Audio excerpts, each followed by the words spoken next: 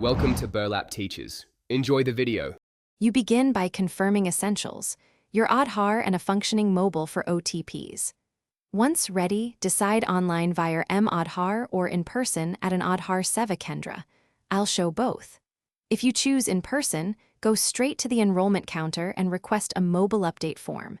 If you choose the app, open Aadhar, authenticate with your Aadhar number, and select Update Mobile. Make sure the phone you brought can receive international and local SMS for OTP verification.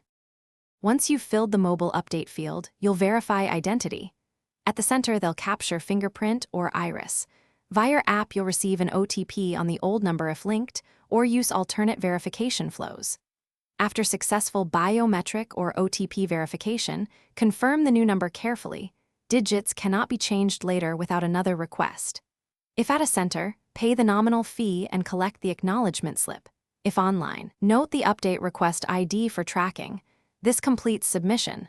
You finish by tracking the request using the acknowledgement ID on the UID portal or in the Aadhar app.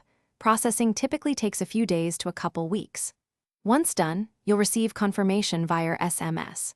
If you face issues, OTP not received, biometrics rejected, or status stalled, first retry OTP after network checks, then visit the Aadhar Seva Kendra with your acknowledgement slip. Make sure to mention the exact error. This speeds resolution and avoids repeated submissions. Thanks for watching. Consider subscribing if this video helped you.